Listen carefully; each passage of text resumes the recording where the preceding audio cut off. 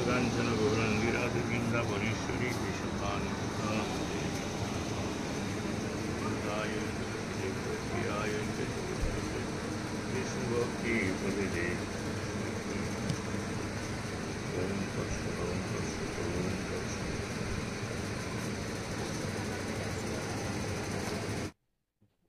আমরা শ্রীমদ্ ভগবদ গীতার চতুর্থ অধ্যায়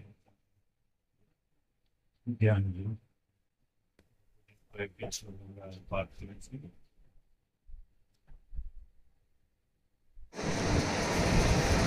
বলা হচ্ছে যোগী যুঞ্জিতঃ সততমাত্মনঃ রহস্যে স্থিতঃ একাকী যত চিত্তাত্মপরিগ্রহঃ।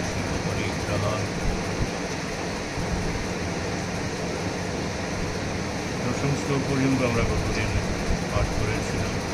এই দশম শ্লোকে ভগবান বলছেন ভোগবুদ্ধিতে যুক্ত পদার্থ সংগ্রহে ইচ্ছা শূন্য আকাঙ্ক্ষা রহিত এবং সংযত চিত্ত ও সংযত দেহ যোগী একাকী নির্জন স্থানে স্থিত হয়ে সর্বদা মনকে পরমাত্মায় স্থিত রাখে।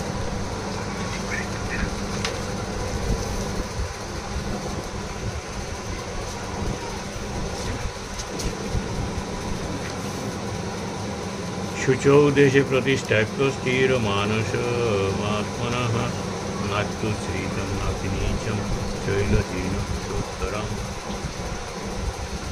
तत्रैकाग्रं मनः कृत्वा यतो चित्तेन्द्रियप्रियः उपविश्यासने युञ्जात् योगमात्मविशुद्धये। এখানে ধ্যান যোগের প্রণালী ভগবান বর্ণনা করছেন।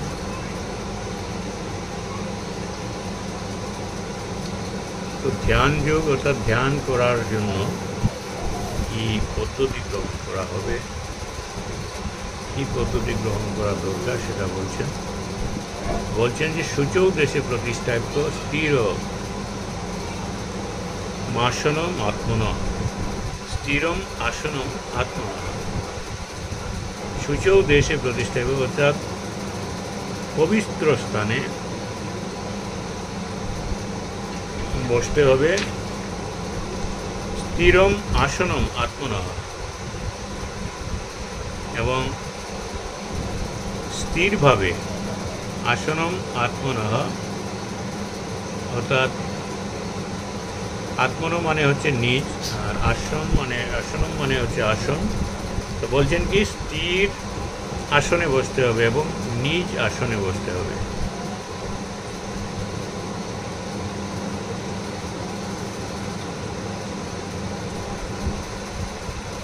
অর্থাৎ ভগবান বলছেন যে পবিত্র স্থানে ক্রমশ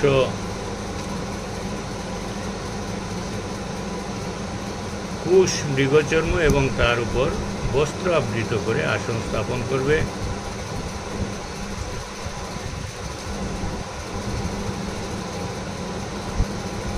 সেই আসন যেন অতি উচ্চ বা অতি নিম্ন না হয়। চৈল যেন কুশোত্তরম অর্থাৎ কুশোত্তরম মানে হচ্ছে কুশ যে ঘাস থাকে যেটা দিয়ে কুশাসন বানানো হয়। চৈলজীন মানে হচ্ছে মৃগচর্ম এবং তার উপর বস্ত্র আবৃত করে বসতে হবে।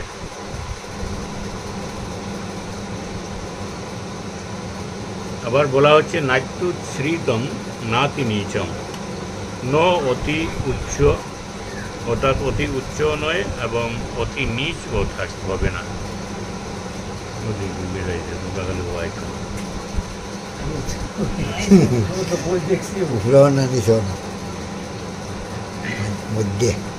নাতি নিচম চৈল যেন কুশোত্তরম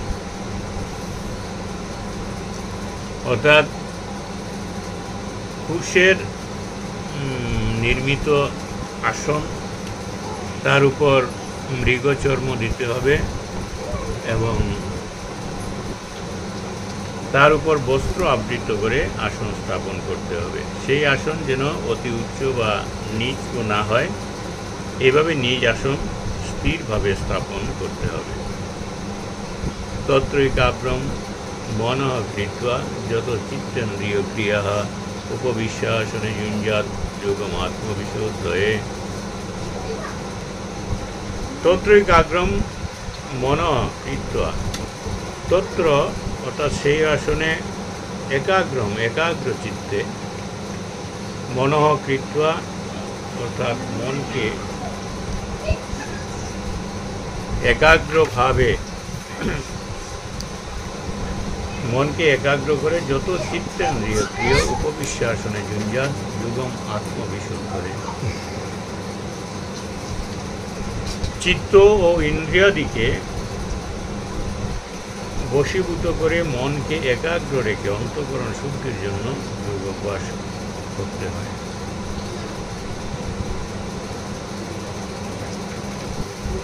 समम काय शिरोग्रीवम धारयन्नचलं स्थिरं संप्रेक्ष्य नासिकाग्रं संदिशश्चानवलोकयन् समम काय शिरोग्रीवम धारयन् अचलं स्थिरं काय माने होच्छे शरीर शिर माने मस्तक ग्रीव माने ग्रीवा अर्थात गला शिर मस्तक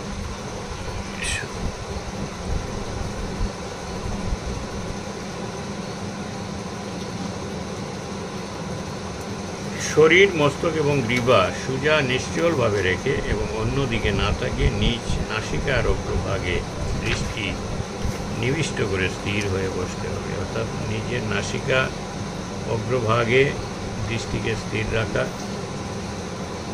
प्रशांतात्मा विगत ब्रह्मचारी व्रते स्थित मन संयम चित्तयुक्त आसीत्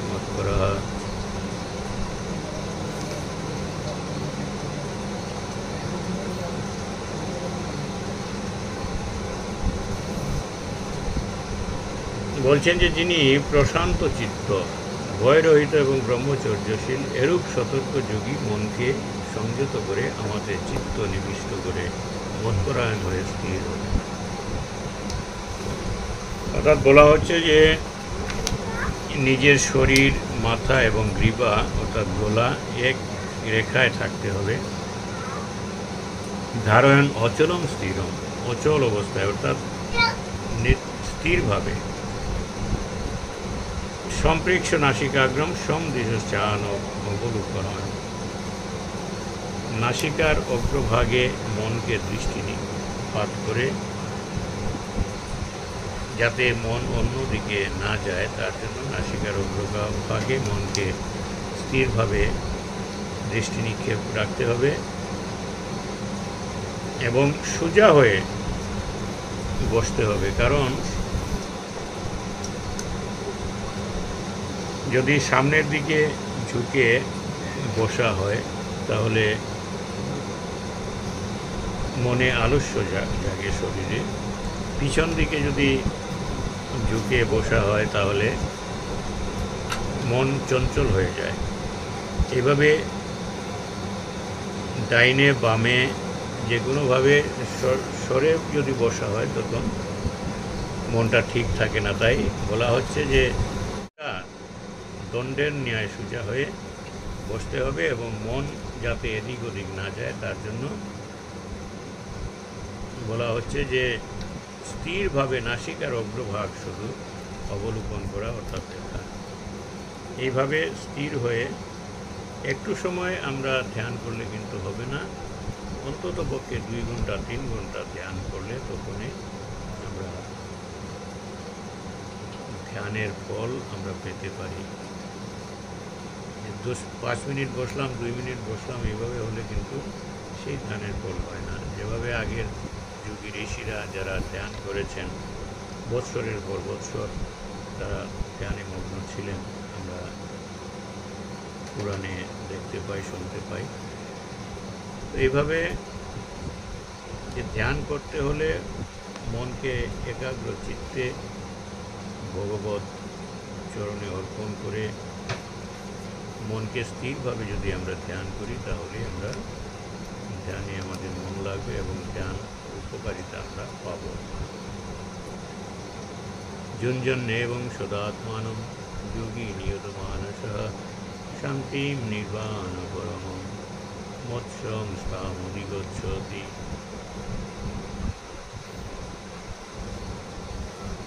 বলা হচ্ছে যে মন নিয়ন্ত্রণকারী যোগী মনকে এইভাবে সর্বদা পরমাত্মায় স্থিত করে আমাতে অর্থাৎ ভগবানে নির্বাণ রূপ পরম শান্তি আর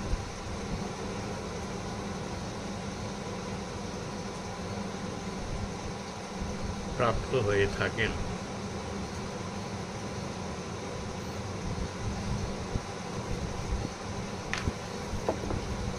নাট্য স্নতস্তু যুগস্তিন চৈকান্ত মনস্নত ন চাতি স্বপ্নশীলস্য জাগ্রত নৈব চার্জুন।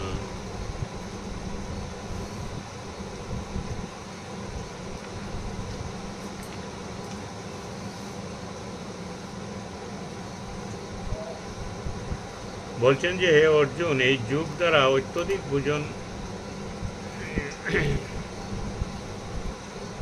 অর্থাৎ যারা অত্যধিক ভোজন করেন বা যারা একান্ত অনাহারী কিংবা যারা অতিশয় নিদ্রালু বা অতি জাগরণশীল তাদের দ্বারা সিদ্ধ হয় না।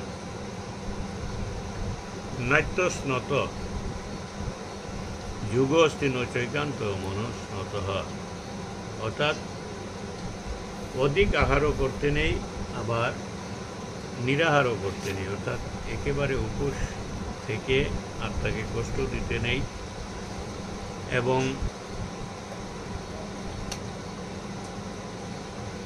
অতিশয় নিদ্রালু বা অতিশয় জাগরণশীল, অর্থাৎ বেশি নিদ্রাও যেতে নেই আবার বেশি জেগে থাকতেও নেই। তো যারা বেশি নিদ্রা যায় বা যারা বেশি জেগে থাকে তাদের দ্বারাও বলা হচ্ছে যে ধ্যান সিদ্ধ হয় না। যারা অধিক ভোজন করে তাদের দ্বারাও হয় না এবং যারা অল্প আহারী বিশেষ করে একেবারে কম আহার করে তাদেরও হয় না। তো পরিমিতভাবে সব কিছু করতে হবে, পরিমিত আহার করতে হবে, পরিমিত নিদ্রা যেতে হবে, তখনই ধ্যানে মন বসবে। যুক্ত আহার বিহারস্য যুক্ত চেষ্টস্য কর্মসু যুক্ত স্বপ্নবন্ধস্য যোগ ভবতি দুঃখহার। যারা পরিমিত রূপ আহার ও বিহার করেন, কর্মে পরিমিত রূপ চেষ্টা করেন এবং পরিমিত রূপ নিদ্রিত ও জাগরিত থাকেন, তাদেরই দুঃখ নাশ এবং যুগ সিদ্ধ হয়ে থাকে।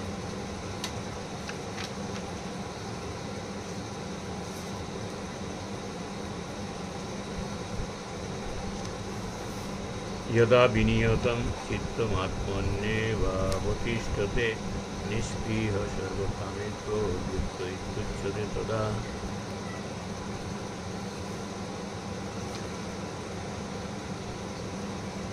यदा विनियतं चित्तमात्मन्येवावतिष्ठते निष्पृह सर्वकामेभ्यो युक्त इत्युच्यते तदा।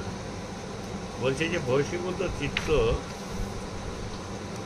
যখন নিজ স্বরূপে অবস্থান করেন এবং সকল পদার্থে যোগী যখন কামনা শূন্য হন তখন তাকে সেই যোগীকে যুগ সিদ্ধ যোগী বলা হয়ে থাকে।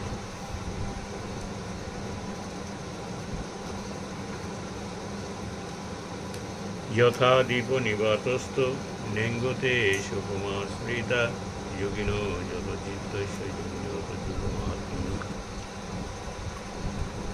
যথা দীপ নিবাতস্থ নেঙ্গতে সুকুমা স্মৃতা।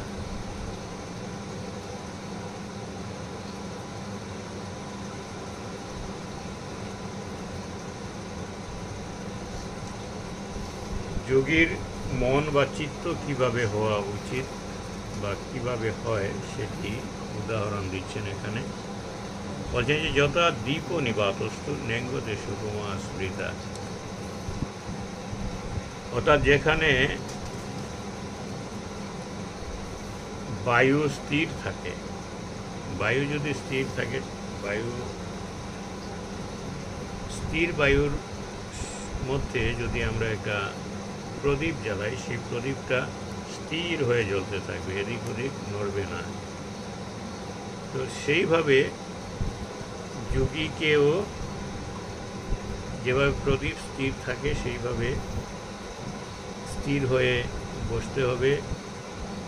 বলা হচ্ছে যদি বায়ু বাতাস যদি চলাচল করে, প্রদীপটাও যেভাবে নড়াচড়া করে, তো সেইভাবে আমরা আমাদের মনটাও যদি স্থির থাকে, চলাচল না করে স্থির যখন থাকবে, তখনই যে স্থির প্রদীপের মতো মনটা হবে, আর তখনই আমরা যোগ অভ্যাসে আমরা কৃতকার্য হব। আর যদি মন চঞ্চল থাকে, যেভাবে বায়ু চালিত জায়গায় প্রদীপ নড়াচড়া করে, সেইভাবে মনটা যখন চঞ্চল থাকবে তখন মনটা বসবে না। যত্র পরমতে চিত্তম নিরুদ্ধম যোগ সেবয়া যত্র চৈবাত্মনাত্মানম পৈষ্যন্নাত্মনি তুষ্যতি।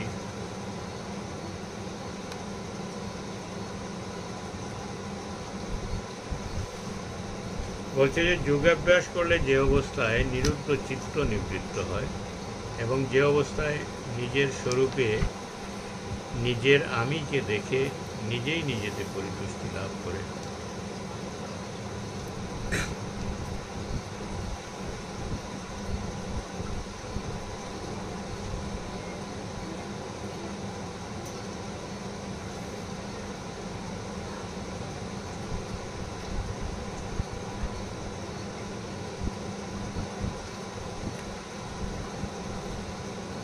সুখমাত্যন্তিকম যত্র বুদ্ধি গ্রাহ্য মতীন্দ্রিয়ম ব্যক্তি যত্র ন চৈবায়ম স্থিত চলতি তত্ত্বতঃ। যে সুখ আত্যন্তিক, অতীন্দ্রিয় এবং বুদ্ধিগ্রাহ্য, এবং যে অবস্থায় ওই সুখ অনুভূত হয়, তথা যে সুখে স্থিতি লাভকারী ধ্যানযোগী সেই তত্ত্ব হতে কখনো বিচলিত হন না।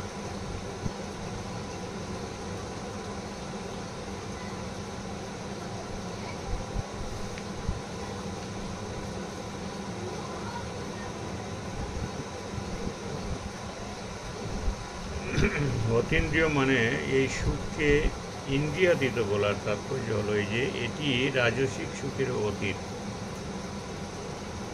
রাজসিক সুখ উৎপন্ন হয় জাগতিক বস্তু, ব্যক্তি, পদার্থ, পরিস্থিতির সম্পর্ক থেকে, এবং সেটি ইন্দ্রিয় দ্বারা ভোগ করা হয়। বস্তু, ব্যক্তি ইত্যাদি প্রাপ্তি হওয়া আমাদের আয়ত্তে নেই, এবং সেগুলির প্রাপ্তি হলে এই সুখ ভোগ ওই বিষয়ে বস্তু, ব্যক্তি ইত্যাদির আয়ত্তাধীন হয়।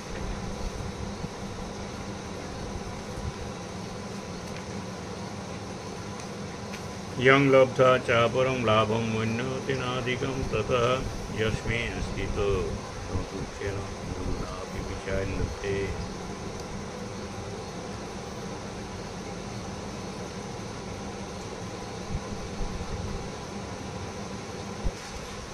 এই ধ্যানযোগী যে অবিচলিত থাকেন,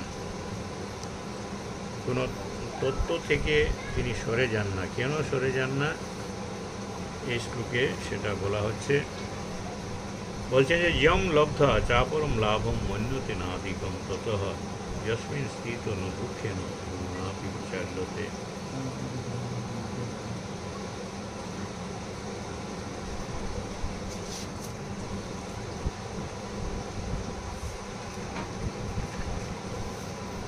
অর্থাৎ যেটি লাভ হলে অপরম লাভম মন্যতে নাধিকম ততঃ,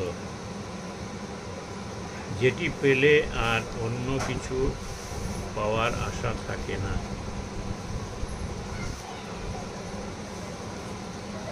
এবং যস্মিন স্থিত ন দুঃখেন গুরুণাপি বিচাল্যতে, যে অবস্থায় স্থিতি লাভ করলে তার দুঃখ কঠোর থেকে যদি কঠোরতম দুঃখ আসে, তারা কিন্তু বিচলিত হয় না। যে প্রকৃত যোগী যারা, তো তাদের মনের এই বাসনা থাকে যে আমরা যোগ সাধনায় ভগবত লাভ করব, এবং ভগবত লাভ করার পর আর অন্য কিছু পাওয়ার কোনো প্রয়োজনই থাকে না।